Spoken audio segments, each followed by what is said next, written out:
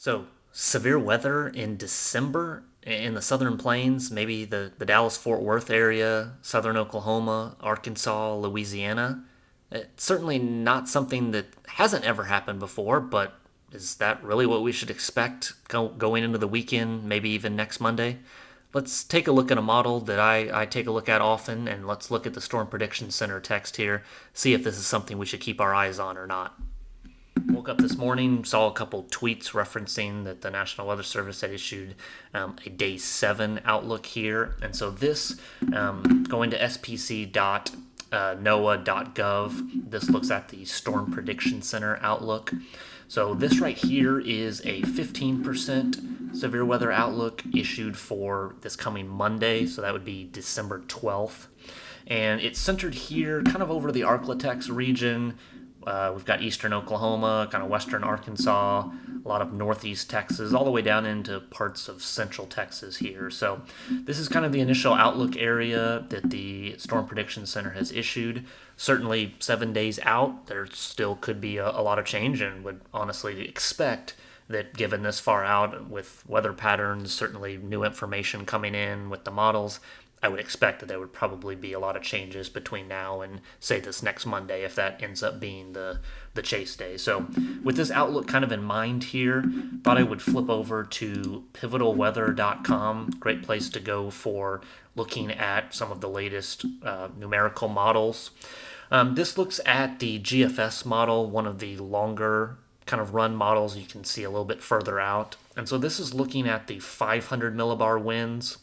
This shows kind of an approximation of what the jet stream is doing. And so centered here, you can see that definitely there's kind of this pattern that over these first couple days that we'll see here in a minute when it kind of rotates back, showing kind of a stalled front that may give some rain to the kind of North Texas area. And so here when it restarts, we can see what this pattern looks like. We've kind of got this kind of stalled front over a lot of kind of the southern plains. Over the next couple days, that'll bring rain to kind of a lot of the Arkansas, North Texas area. We'll even get some rain here.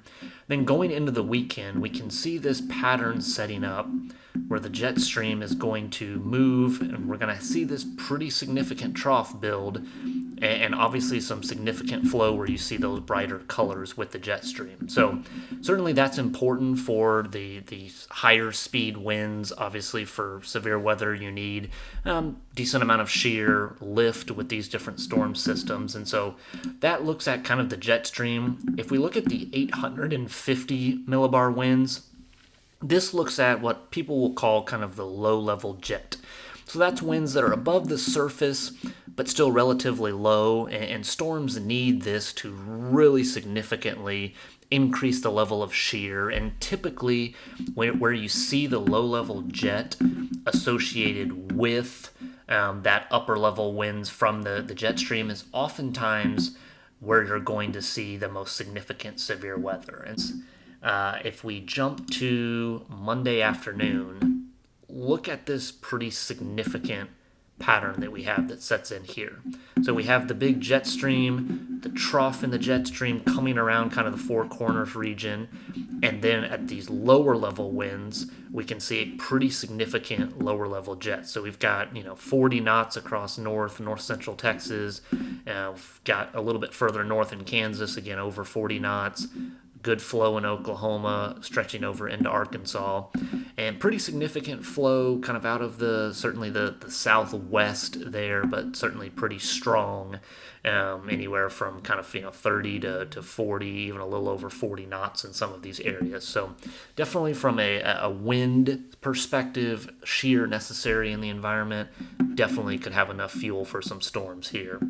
Next thing that I typically want to take a look at is looking at some of the modeled dew points.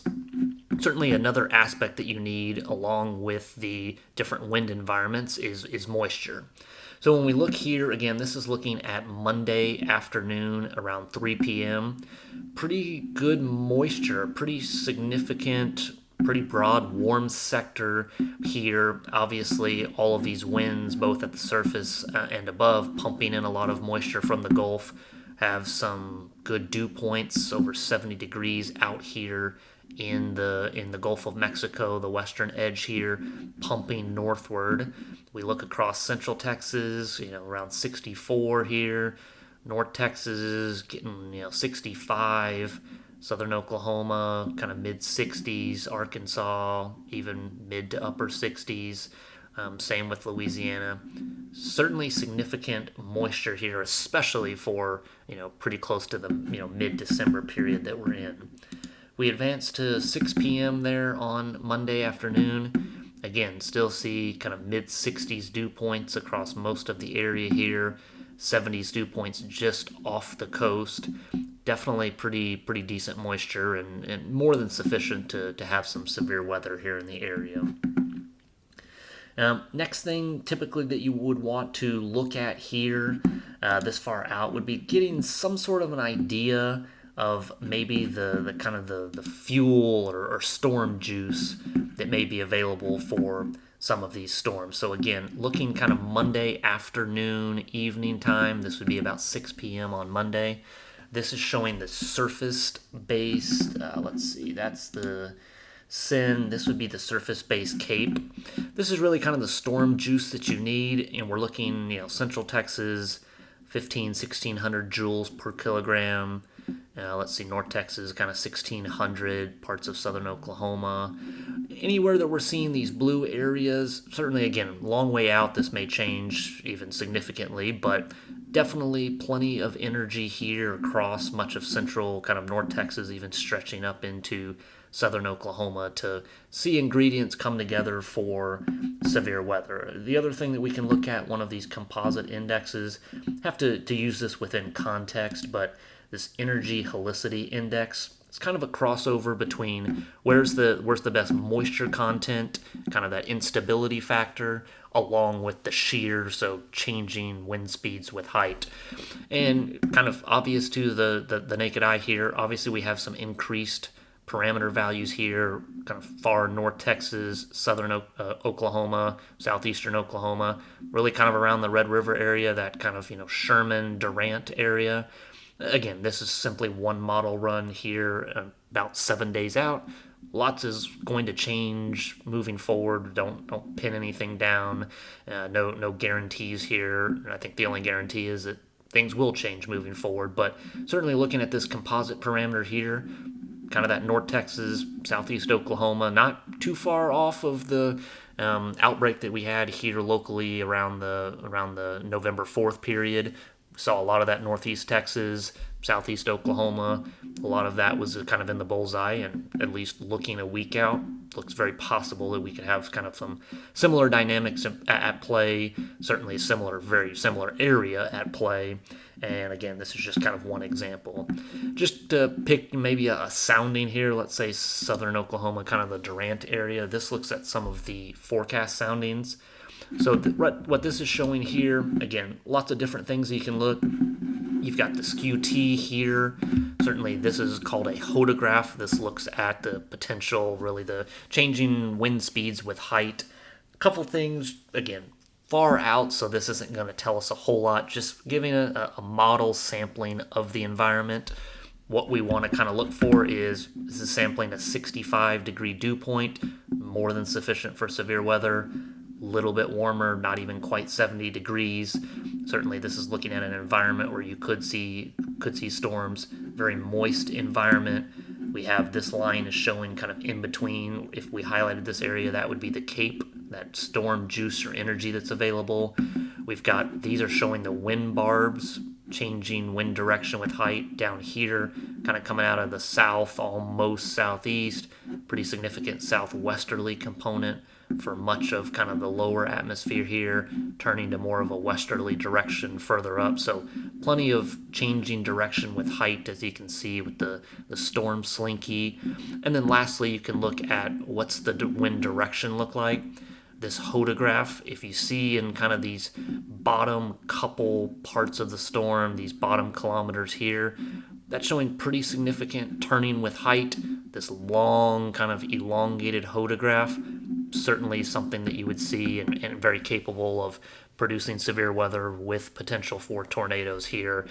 This is kind of a cheat code here. Again, don't take this for gospel, but obviously looking at this curved photograph, very possible that we could see tornadoes if this were to pan out. So a lot of information here. Thought it might be worth just kind of pulling up here a little example, a couple things that I look at for the potential of severe weather here in North Texas come the start of this next week, kind of that Sunday, Monday, maybe into Tuesday for the Southeast U.S. But certainly something that I'll be watching closely over the next week. Definitely the potential here, a lot of ingredients with this model. Again, disclaimer that this is only one model run, only one model, although certainly a couple of the other models like the European model, along with the Storm Prediction Center, are in relatively good agreement that there are the ingredients in place based on a lot of information and models that we certainly could see severe weather here in North Texas. So definitely keep your eyes to the local forecasts. These things will change here moving forward, but I know I, for one, will certainly be watching the developments, reading, looking at latest model runs, and a lot will change here over the next several days into the weekend, but very possibly could have a new storm chase, the next one, and certainly for a December 12th, that would be something that's not unheard of, but definitely doesn't happen all the time. So definitely something that kind of gets the blood pumping, a little tingly. Definitely want to get out there and chase some.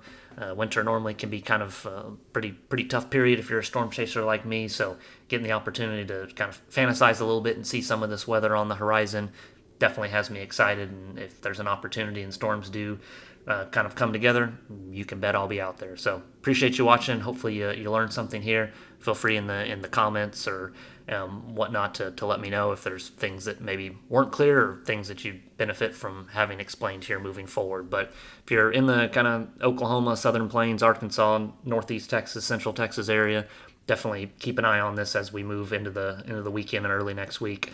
Definitely something to watch. Thanks.